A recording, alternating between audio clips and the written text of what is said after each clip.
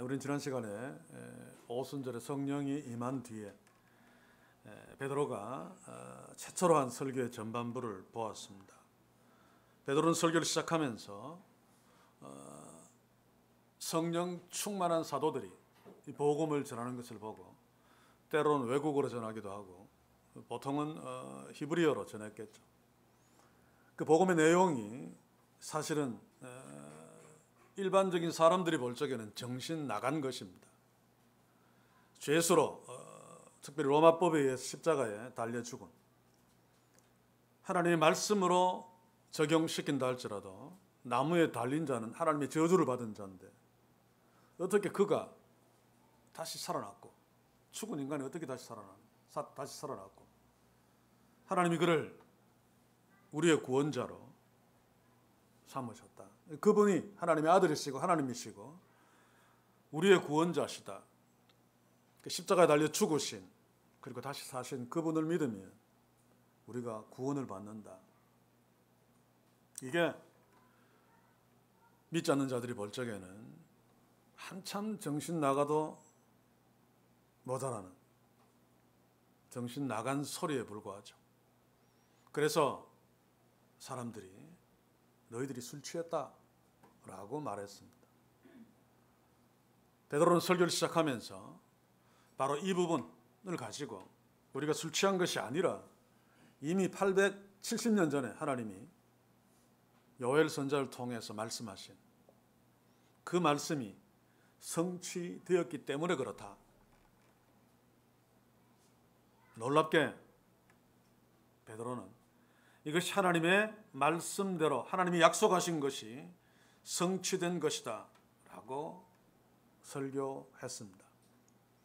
그건 우리가 여기서 한 가지 물을 것은 그는 왜 하나님께서 870년 전에 요엘 선지자를 통해서 성령 부어주심을 약속하셨고 또 이제 오순절날 약속대로 예수 그리스도를 통해서 성령을 부어주셨는가? 다시 말하면 하나님께서 성령을 오순절날 예루살렘에 다시 말하면 세상에 부어주신 이유가 뭔가 그 목적이 뭔가라고 하는 것 가장 중요한 것입니다. 오늘 이 시대에도 교회에서 성령 충만, 성령 이야기를 하고 있습니다만 무엇을 놓치면 안 됩니까? 하나님께서 왜 성령을 부어주셨는가? 그것은 지난 시간에 제가 이미 지적한 대로 사도행전 1장 8절의 성취를 위해서입니다.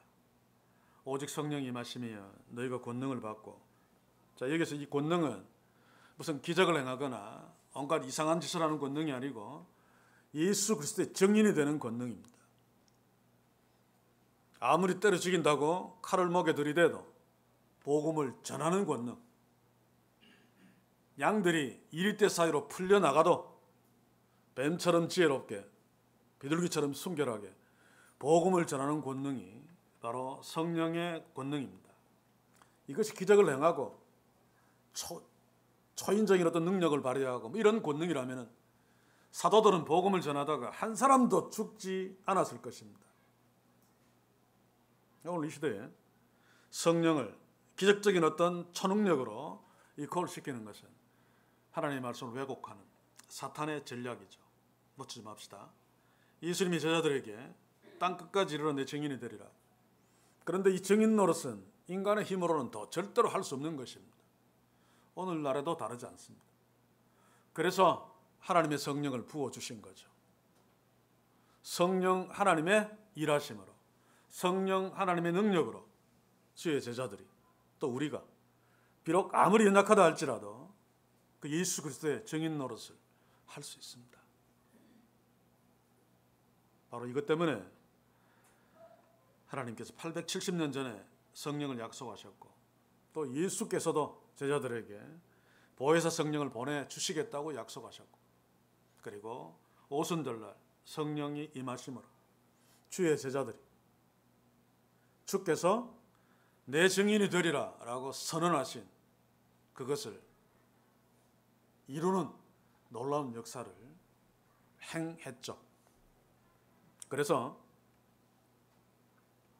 사도들이 전하는 그 히브리 말로 알아들을 수 없는 수많은 외국인들, 외국에서 온 자들이 있었지만 그럼에도 불구하고 성령이 임함으로 말미암아 그들이 알아들을 수 있는 외국어로 복음을 전할 수 있게 하셔서 땅끝까지 이르러 내 증인이 되리라 라고 하신 주의 말씀이 예루살렘에서부터 놀랍게 성취되어졌습니다. 자, 그런데 주의 제자들이 우리가 성령이 임함으로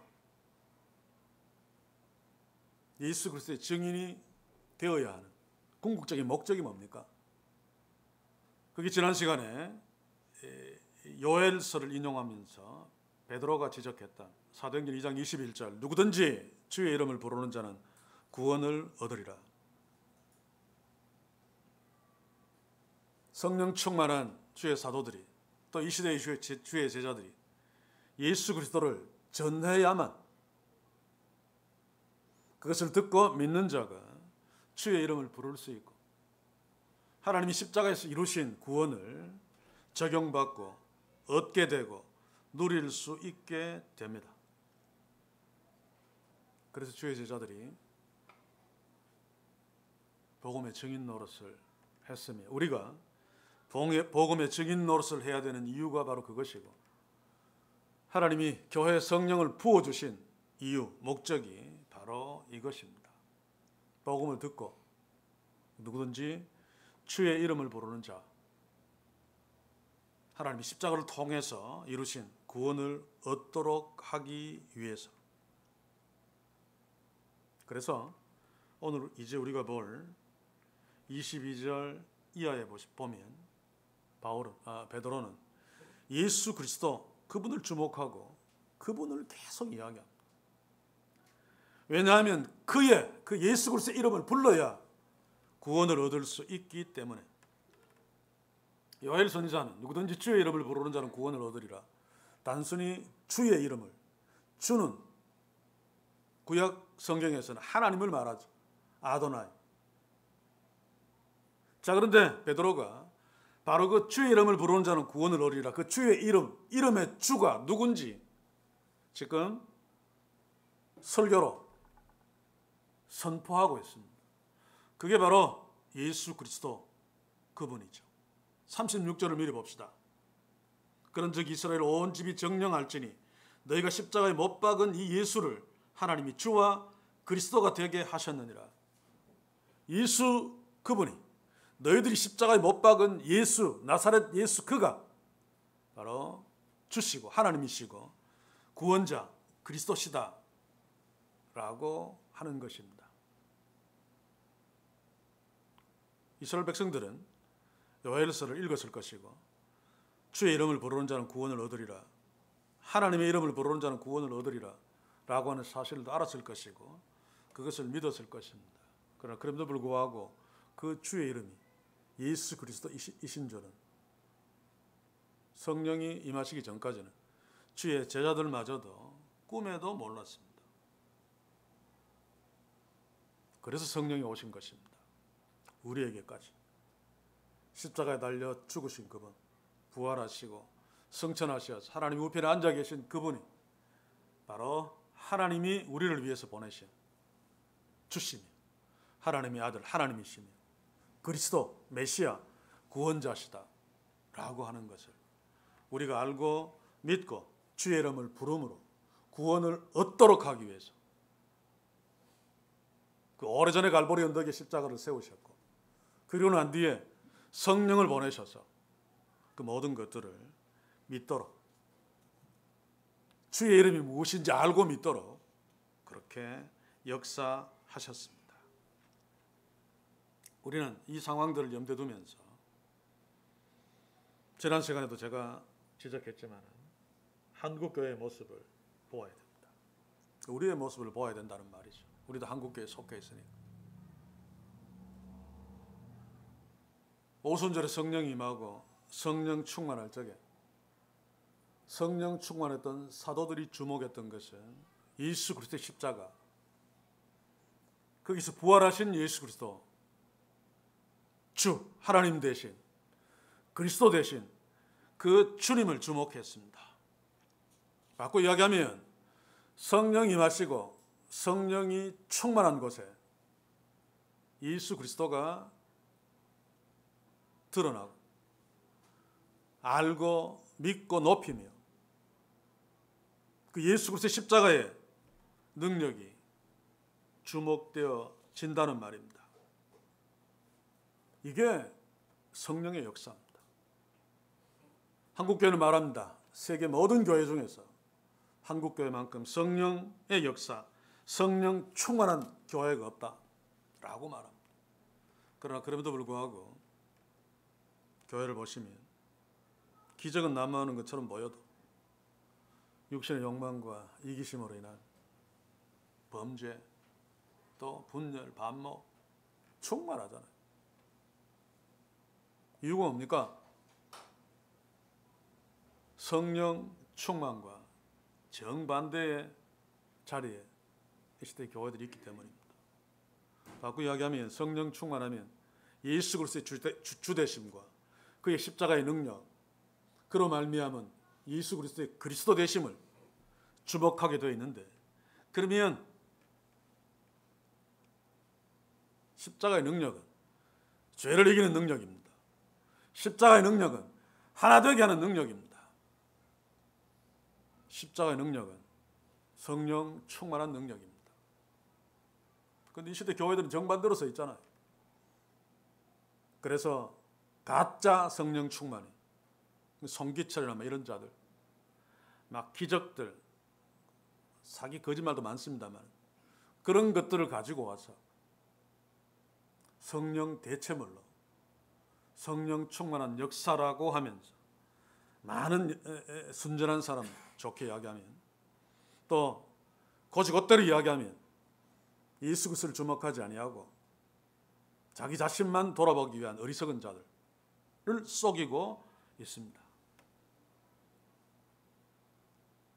제가 언젠가 한국교회 현주소를 설명하면서 몇 장의 전도지를 가지고 와서 소개하고, 이게 바로 우리가 속해 있는 한국교회의 현주소다. 물론 전도지에 복음도 적어 놓습니다만, 근데 그게 주가 아닙니다. 전도지를 왜 만듭니까? 우리 교회가 이렇다 그래서 우리 교회로 끌고 오기 위함이지, 복음을 전해서 예수 믿게 하기 위한 목적이 아닙니다. 그래서 사람들에게 전도지에 관심을 가지고 전도지를 볼 적에 우리 교회의 그 CF 광고, 그것을 효과적으로 하기 위해서 어떤 전도지는 제가 그때 보여드렸죠. 성경 말씀이 한 구절 넘는 전도지가 있습니다. 교회만 광고해놓고 뒷기면 어떤 데는 보면 손이 떡 있어, 무슨 손금인가 했더니 수지침.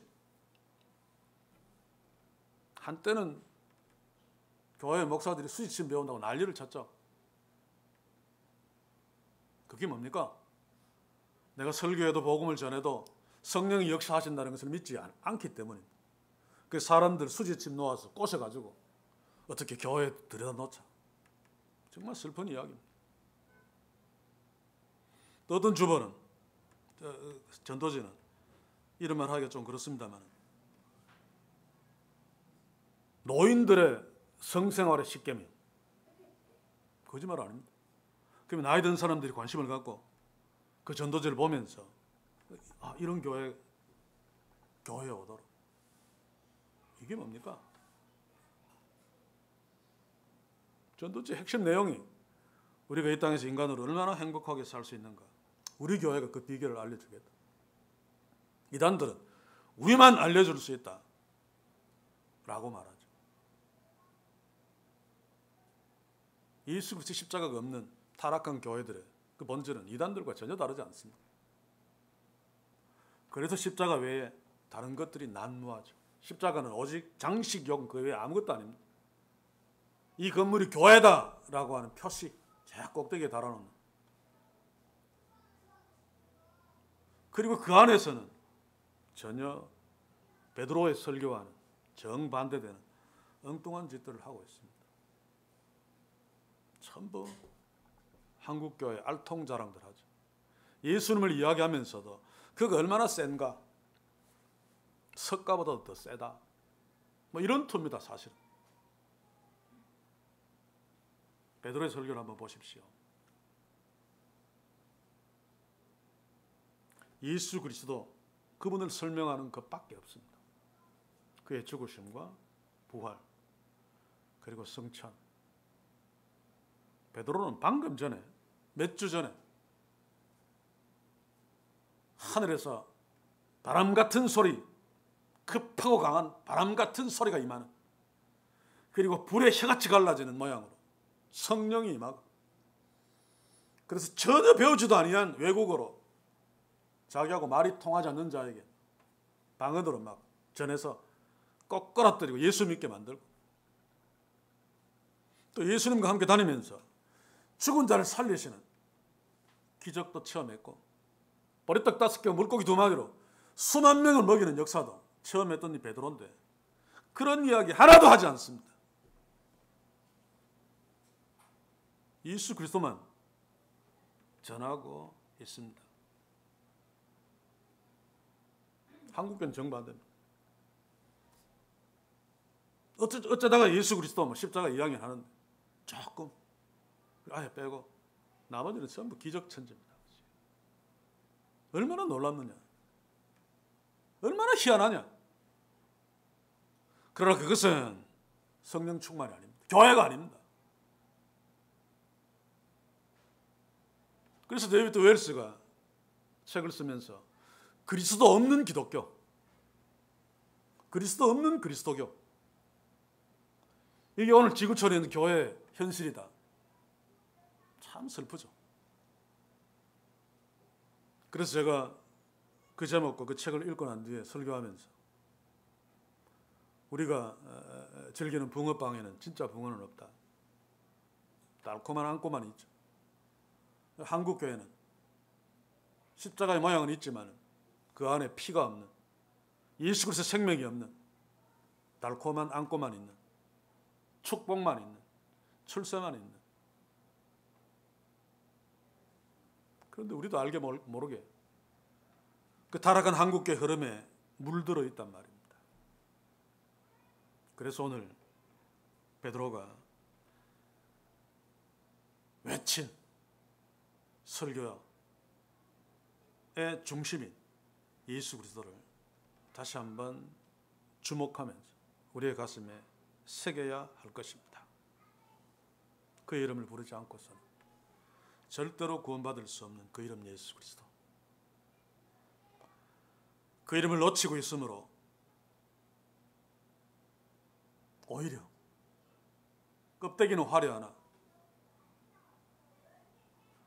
황폐의 나락에 떨어져 있는 이 땅의 교회들과 우리를 바라보면서 베드로의 설교를 통해 다시 한번 예수 그리스도를 생각하고 주목하고 가슴에 새기는 그런 귀한 축복이 오늘 이 말씀 가운데 우리에게 있기를 주의 이름으로 간절히 소원합니다. 베드로는 2장 22절에서 이스라엘 사람들아 이 말을 들으라. 너희도 아는 바에 하나님께서 나사렛 예수를 언급하고 있습니다. 자, 이 나사렛 예수는 유대인들이 눈으로 보고 이해했던 연약한 인간 예수를 말합니다. 나사렛에서 무슨 선한 것이 나겠느냐 라고 할 정도로 나사렛 예수는 정말 실제로 연약하고 비천하고 아무것도 자랑할 것이 없는 그런 자입니다. 예수 그리스도 그분, 그의 친형제마저도 외면할 정도로 그의 겉모습은 초라하고 그랬죠. 그래서 나사렛 예수입니다. 당시에 주의 제자들도 마찬가지였습니다만 하나님을 잘 믿는다고 하는 유대 당국자들 또 유대인들 예수의 하나님 되심을 보지 못하고 나사렛 예수라고 하는 그 연약한 인간의 모습만, 그래서 자신들의 육체대로 예수 그리스도를 주목했습니다. 그러니 기적 행할 때는 와 그러다가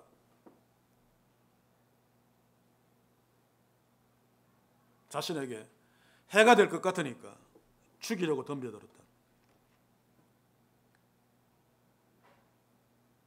그래서 베드로는 설교 말미에서 결론적으로 다시 한번 36절을 읽겠습니다. 이스라엘 온 집이 정령할지니 너희가 십자가에 못 박은 이 예수를 하나님이 주와 그리스도가 되게 하셨느니라.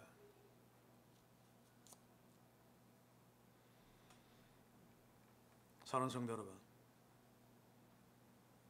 물론 예수님의 하나님 되심은 그의 생애 속에서 예수님이 권능과 기적을 행하심으로 드러내셨습니다. 베드로도 이야기하죠. 22절 하반부에 보시면 하나님께서 나사렛 예수로 큰 권능과 기사와 표적을 너희 가운데 베푸사 너희 앞에서 그를 증거하셨느니라. 예수님이 기적을 행하신 것은 그 성육식 하신 예수님이 하나님이심을 드러내기 위한 것이 가장 중요한 목적입니다. 십자가에 달리신 그 나사렛 예수가 하나님이시다. 문둥병자를 고치시고 죽은 자를 살리시는 하나님이 아니고는 하실 수 없는 일이잖아요. 폭풍우를 잠잠케 하시고 물 위로 걸어가신 하나님이 아니시고는 하실 수 없는 일입니다. 제자들은 그것을 똑똑히 목격했습니다. 그러나 그럼에도 불구하고 예수님이 하나님 되심을 알지 못했던 것은 그 기적을 통해서 예수님의 하나님 되심을 보도록 하신 목적이 뭔가 하면 그 하나님 되신 예수님의 말씀을 듣도록 하기 위함입니다. 내가 예루살렘에 올라가면 죽는다. 그러나 3일 만에 다시 살아난다.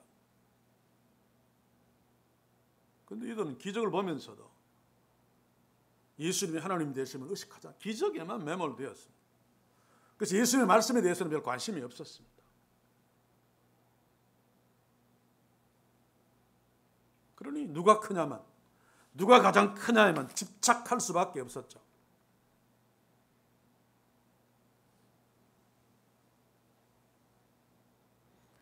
기적과 이사를 통해서 예수님을 주목하지 않으면, 그래서 주의 말씀에 귀 기울이지 않으면 오히려 심각한 문제가 발생하는 것이, 제가 늘 이야기했습니다만 죽은 자를 살리는 기적 속에 복음이 없습니다.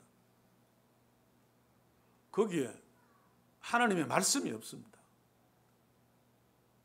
그냥 기적을 통해서 기적을 베푸시는 그분이 누구신가? 그분의 입에서 나오는 말씀을 통해서 아, 그분이 하나님의 아들이시고 우리의 구원자시구나. 내가 죽는다 그러나 다시 산다 라고 하는 말씀까지 가슴에 새길 수 있는데,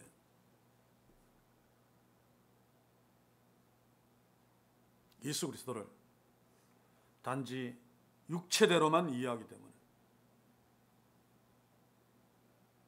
수없이 환호하다가 예수님이 배 타고 가니까 같이 막 배를 타고 막 따라가기도 하고, 어떤 자들은 갈릴리 호수로 배 타고 가는 것을 보고 배가 없으니까 이 육지로 막 배 타고 가는 거 막 따라가면서 환호를 하고, 우리의 임금이 되어주소서 환호를 하고.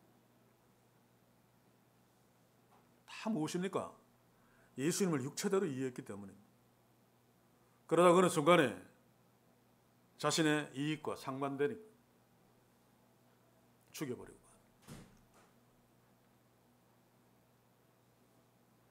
여러분, 우리 시대에 눈에 보이는 교회들이 왜 이렇게 커져가고 있는 줄 아십니까? 제가 이야기했죠. 적그리스도가 준비되는 것입니다. 지금은 유익이 되는 것 같으니까 예수 이름을 부르면서 와 거리고 있는데 어느 순간에 그것이 충족되지 않죠. 예수 그리스도를 버리고 짐승의 자녀가 되는, 이게 적그리스도 실체 아닙니까? 제가 늘 이야기하지만 눈에 보이는 하나님 나라, 이 땅의 하나님 나라는 작습니다. 소수입니다. 나사렛 예수처럼 보잘것없습니다. 육체대로 보면 절대로 거기에 속할 수 없고 아멘 할렐루야 하면서 난리칠 수 없습니다.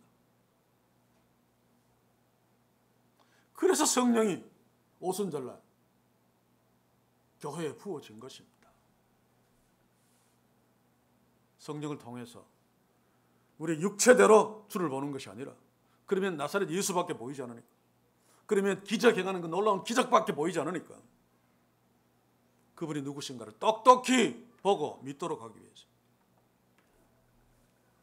베드로는 설교를 통해서 십자가의 죄인처럼 죽으신 예수가 주 하나님이시다, 그리스도 메시아 구원자시다 라고 하는 것을 분명하게 알도록 하기 위해서 시편 16편 8절에 11절의 다윗의 고백을 통해서 예수의 부활의 진정성을 입증합니다. 그것이 사도행전 2장 25절에 32절 내용인데 제가 올리지는 않았습니다만은 내용이 뭔가 하면 다윗이 노래한 시편입니다. 시편을 내가 한번 읽어볼게요. 여기 베드로가 인용했죠. 25절부터 다윗 시절을 가리켜 가로되 내가 항상 내 앞에 계신 줄을 배웠으며 25절 그냥 지나가고 27절부터 읽겠습니다. 이는 내 영혼을 음부에 버리지 아니하시며 주의 거룩한 자로 썩음을 당치 않게 하실 것이미로다. 주께서 생명의 길로 내게 보이셨으니 주 앞에서 나로 기쁨이 충만하게 하시리로다. 예수님이 죽으신 지 1000년이 훨씬 넘는 때 말한 것입니다. 베드로가 이 시편을 인용하면서 다윗이 자기는 썩음을 당치 않게 할 것이다. 그러나 다윗은 죽었다는 겁니다. 썩었다는 것입니다. 그래서 이 말이, 이 노래가 다윗 자신에 대한 이야기가 아니라는 거죠. 그래서 보시면 그는 선지자다 30절에 말하죠. 하나님이 다윗의 입을 통해서 예수 그리스도의 죽으심과 부활을 미리 말씀하셨다라고 하는 것이다. 선지자. 다윗이 미리 알고 그것을 말했다는 겁니다. 썩음을 당치 않게 하실 것이미로다. 이 이야기가 다윗 자신에 관한 이야기가 아니고 바로 너희들이 죽인 예수 그리스도에 관한 하나님의 약속이고 하나님의 말씀이다. 그들이 믿는 구약 성경을 통해서 예수 그리스도의 부활, 하나님이 이미 1000년 전에 다윗의 입술을 통해서 말씀하셨고 그 사실을 이루셨다. 바로 우리가 이 일의 증인이로다 라고 32절에서 말하고 있죠. 이 예수를 하나님이 살리신지라 우리가 다 이 일의 증인이로다. 예수님이 이 예수를 살렸다는 것을 구약 성경으로 입증했습니다. 다윗의 시편으로. 그리고 우리가 직접 만났다, 보았다, 증인이다. 들어간 말로 얘기하면 바로 이것이 성령 충만한 자의 삶의 내용입니다. 하나님의 말씀으로 하나님의 말씀이 삶 속에 체험되어지는, 다윗의 입술을 통해서 썩지 않는다는 예수 그리스도의 부활이 예언된 것, 제자들이 삶 속에서 부활하신 예수님을 만남으로 체험하죠. 이게 성령 충만한 자의 삶의 내용입니다. 매일의 말씀 묵상을 계속 외치는 이유가 뭡니까? 그 하나님의 말씀으로 내 삶을 해석할 수 있는, 설명할 수 있는, 그게 바로 하나님을 체험하는 것입니다. 그게 성령 충만한 삶입니다. 하나님의 말씀이 삶 속에서 체험되어져요. 그래서 이것 없이 어떤 이상한 체험을 했으면 하나님의 말씀으로 설명되지 않으면 버려야 됩니다. 사탄의 장난입니다.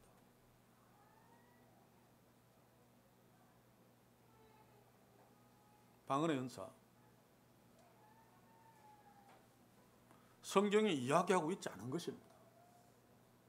랄랄롤로 하는 방언 그 방언 말입니다. 사도행전이나 고린도전서를 보시면 외국어임이 분명합니다. 말이 통하지 않는 자에게 성령이 원하셔서 그들이 알아들을 수 있는 말로 복음을 전하게 하시고, 그래서 그 복음을 듣고 예수 그리스도를 고백하며 성령 받고 세례 받고 하나님의 자녀가 되도록 하기 위해서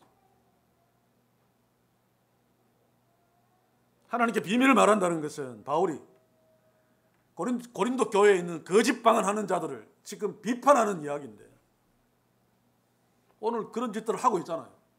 하나님의 말씀에 전혀 없는 것을 체험하고 있으면서 이건 뭡니까?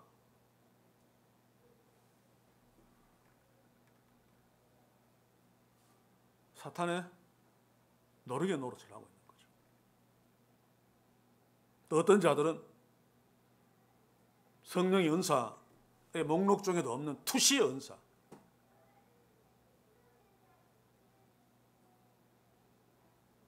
제가 처음 서울에 올라가서 개포동에 있는 교회 한 100명, 150명 모이는 교회 교육전소로 갔습니다.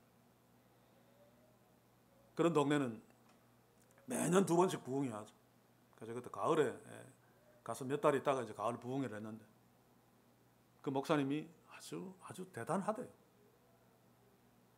저도 이제 교육자라고 식사할 때 목사님 따라 3명이 같이 호합판에서 식사를 하면서 자신은 투시의 은사를 받은 자다.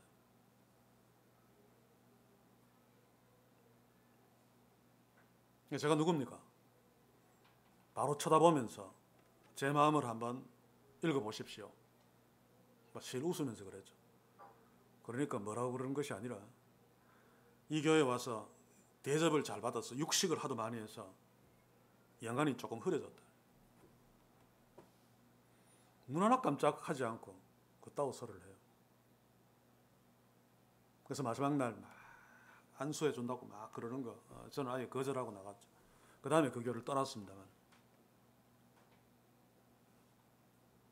지금 제가 부흥회를 확인 안 합니다만 지금 그때는 30년 전입니다만 지금 추측한데 성경대로라면 훨씬 더 심할 것입니다.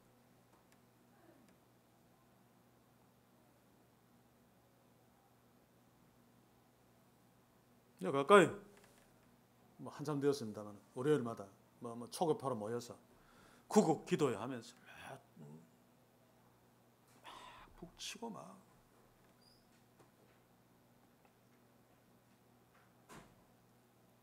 여러분들 어떻습니까? 정말로 베드로가 지금 나사렛 예수 그분이 하나님이시고 우리의 그리스도시다 라고 하는 것, 그거 내가 알고 있고 믿고 있다가 아니고 그것만 있어야 됩니다. 그것만 있어야 된다는 말은 무슨 말인가 하면 그것이 있으면 다른 것에는 관심을 가질 수 없습니다. 하나님의 아들이 하나님이 죽었다는 십자가, 그 죽은 십자가가 가장 놀라운 기적이죠. 어떻게 하나님이 우리를 대신해 죽습니까? 어떻게 대통령의 그 외아들이 바퀴벌레를 살리려고 바퀴벌레 대신 바퀴벌레처럼 죽을 수 있습니까? 말이 안 되잖아요. 그 십자가가 하나님이 우리에게 베푸신 기적 중의 기적입니다. 그 놀라우신 하나님이 나를 살리기 위해서 대신 죽으셨다. 바울도 그 기적을 알고 난 뒤에 다른 것을 내가 알지 않기로 했다. 십자가만 알기로 했다. 십자가만 자랑하기로 했다. 그것밖에 자랑할 것이 없으니까. 여러분들 구리 반지하고 이런 거 있을 때 다이아 반지도 한 2캐럿짜리 이런 게 있을 때 이거 막 자랑하지만 수백 캐럿짜리 이상한 색깔 있고 막 이런 세계 하나밖에 없는 그걸 내가 가지고 있다면 구리 반지, 금반지 자랑하겠습니까? 이것만 자랑하지. 그런데 이거 자랑하고 있다는 것은 이거 없다는 뜻입니다. 진짜 없다는 뜻입니다. 그래서 저는 안타깝습니다. 저도 한 번씩 말립니다만 이게 한국교회 현실이고 세계의 현실이고 우리의 현실입니다. 다시 한번 베드로의 설교를 주목하면서 예수 그리스도 예수를 하나님이 살리셨다. 우리가 다 이의 증인이로다. 그리고 33절에 가서 보시면 하나님이 오른손으로 예수를 높이시매 그가 약속하신 성령을 아버지께 받아서 너희 보고 듣는 이것을 부어주셨느니라. 이것도 시편을 인용해서 설명합니다. 그리고 승천마저도 시편 110편을 인용해서 말합니다. 증명하는 거죠. 34절, 35절이 바로 그 말입니다. 여기서도 다윗의 시편을 인용하는데 다윗은 하나님 우편에 앉은 적이 없습니다. 죽어서 지금도 무덤 속에 있다. 그 시체가. 그러니 이것도 예수 그리스도에 관한 하나님이 다윗의 입술을 통해서 예수 그리스도의 부활과 승천을 이미 말씀하신 그것이다 라고 증명합니다. 예수님께서도 마가복음이나 누가복음에서 이것을 하나님 우편에 앉아 계신다는 말씀을 하셨습니다만, 특별히 바울과 히브리서 저자를 보시면 고린도 15장 25절 한번 보십시오. 제가 모든 원수를 그 발 아래 둘 때까지 불가불 왕노릇 하시리니, 발 아래 둘 때까지는 종말을 말합니다. 심판, 재림하시기 전까지 불가불 왕노릇 하시리, 하나님 우편에 앉으셔서 왕노릇 하신다는 이야기죠. 히브리서 1장 13절도 어느 때 천사 중에 누구든지 내가 내 원수로 내 발등상 되게 하기까지 너는 내 우편에 앉았으라 하셨노니, 예수님이 승천하셔서 하나님 우편에 앉아 계신가. 베드로는 시편을 통해서 입증했고, 예수님도 자기 자신이 을 향해서 말씀하셨고, 또 히브리서 기자도 바울도 예수 그리스도께서 부활 승천하셔서 하나님 우편에 앉아 계신다라고 하는 말씀을 성령의 감동하심으로 기록했습니다. 그런데 이분이 십자가에 죽으시고 부활하시고 승천하셔서 하나님 우편에 앉기 전까지는 나사렛 예수로 사람 앞에 있었습니다. 베드로도 나사렛 예수 정도로 봤죠. 성령이 임했을 때 그는 예수 그리스도를 바르게 보기 시작했습니다. 그래서 지금 설교를 통해서 그 놀라우신 예수 그리스도, 주가 되신 그리스도가 되신 그분을 선포하고 있습니다.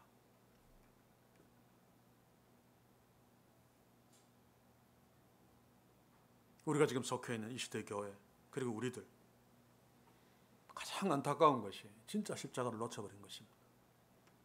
십자가는 있습니다.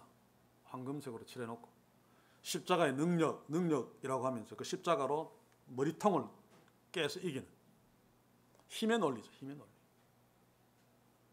십자가의 능력은 죽는 능력입니다. 그렇죠?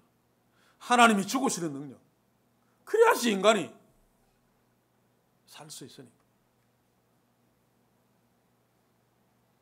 지금 오늘 이 시대의 교회들이 바로 이 십자가를 놓쳤기 때문에 스스로 강해지지 않을 수 없습니다.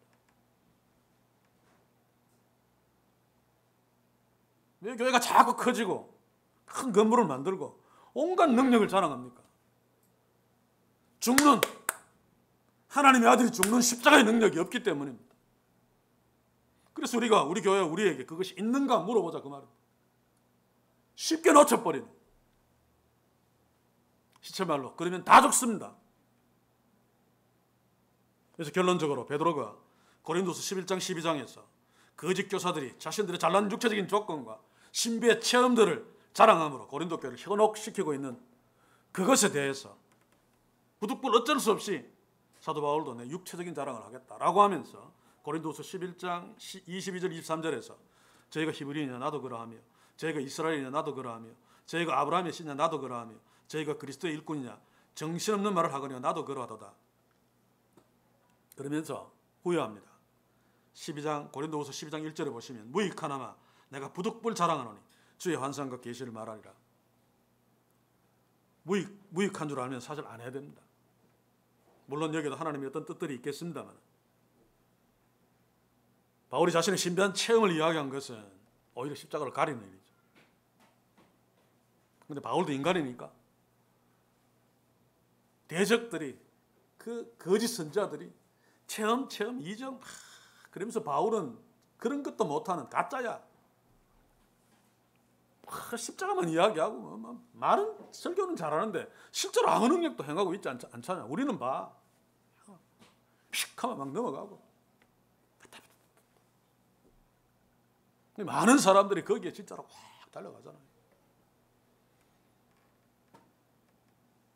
그래서 뭐 얼라이즈나 뭐 디사이플이나 또 싱크라이즈가 뭐 이제 이름도 깜빡했습니다. 하도 이제 안 하니까. 찬양 집회하고 말씀 전한다 그러면 20-30명도 안 모이지만 송기철이 기적행 간다 그러면 수천 명 막 몰려들잖아요. 왜 몰려듭니까? 진짜 십자가 없기 때문입니다. 바울도 생애에서 실수한 것 몇 가지 중에 바나바와 싸운 것, 그리고 거짓 선자들이 기적 이야기하고 인간의 어떤 그 육체의 자랑들을 하는 것 때문에 부득불 내가 무익 하나만 자랑한다. 이겁니다. 이거. 고린도후서 10장 30절 보십시오. 내가 부득불 자랑할진대 나의 약한 것을 자랑하리라. 요거 이제 바로 돌아온 것입니다. 약한 것을 자랑하겠다는 것은 약한 대로 살겠다는 겁니다. 강하게 만들지 않고. 그래야지 예수 그리스도의 십자가의 능력, 그것이 드러나기 때문에. 그래서 고린도후서 12장 9절 10절에 보시면 나의 약한 것들에 대하여 자랑하리니 이는 그리스도의 능력으로 내게 머물게 하려 함이라. 그러므로 내가 그리스도를 위하여 약한 것들과 능력과 궁핍과 핍박과 곤란을 기뻐하노니 이는 내가 약할 때 그때의 곧 강함이니라. 오늘 시대 교회들이 수천짜리 건물 짓지 않고 대단한 위서로 서 있지 않고 정말 세상 사람들이 볼 적에도 저기서 무슨 선한 것이 나겠느냐, 나사렛 예수의 모습으로 좁은 문 좁은 길의 모습으로 서서 그 많은 것들을 주의 이름으로 가난한 자들에게 나누어 주었다면 세상 사람들이 뭐라 그러겠습니까? 저들이 믿는 예수를 주목할 것입니다.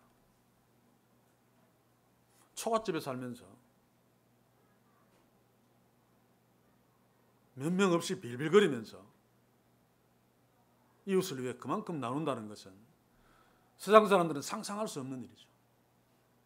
그런데 수천억짜리 건물을 가지고 수많은 사람들이 모여서 돈 잔치하면서 선교사 수십 명 파송하고 어떤 데 수억 기부하는 거, 이거는 그냥 장난에 불과한 거죠. 아무것도 아니죠. 그래서 그런 것들을 통해서 나사렛 예수 그리스도의 십자가가 드러나지 않는단 말입니다. 주님의 능력이 드러나지 않는단 말입니다. 그냥 인간 능력 자랑하고 있는 거죠. 이 상태로라면 타락한 한국교회는 구원이 없습니다. 그래서 돌이킬 수 없다면 중세교회 때 루터가 다른 배를 만들어 탔던 것처럼 주께서 다른 배를 만들어 주실 것입니다. 그게 오늘 베드로가 설교했던, 바울이 설교했던 예수 그리스도의 십자가, 그 이름만 붙들고 가는 저와 여러분들은 우리가 약함에도 불구하고 그것과 상관없이 우리 하나님 아버지는 강하심으로, 그러나 그 강함을 자신을 죽음의 자리에 내어줌으로 아무도 이길 수 없는 죄의 능력을 깨부시고 모든 어떤 인간도 이길 수 없는 사망 권세를 깨부셨듯이, 이게 하나님의 놀라운 아이러니고 하나님의 놀라운 일하심입니다. 우리가 이것을 압시다. 이 능력을 가집시다. 그러므로 주님 오시는 그날까지 연약해도 베드로처럼 바울처럼 십자가의 증인으로 서서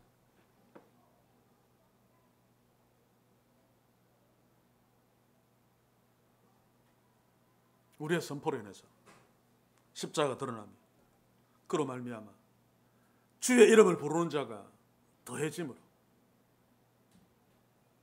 하나님이 십자가에서 이루신 구원, 예수께서 생명을 내어주심으로 이루신 구원, 그 구원을 누리는 초라한 나사렛 예수가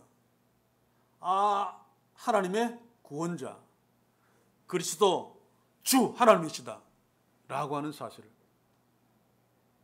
우리가 베드로처럼 바울처럼 연약한 자리에 있다 할지라도 넉넉하게 능하게 주 예수 그리스도 그 이름, 그 십자가, 그 능력을 체험하고 누림으로 그리고 전함으로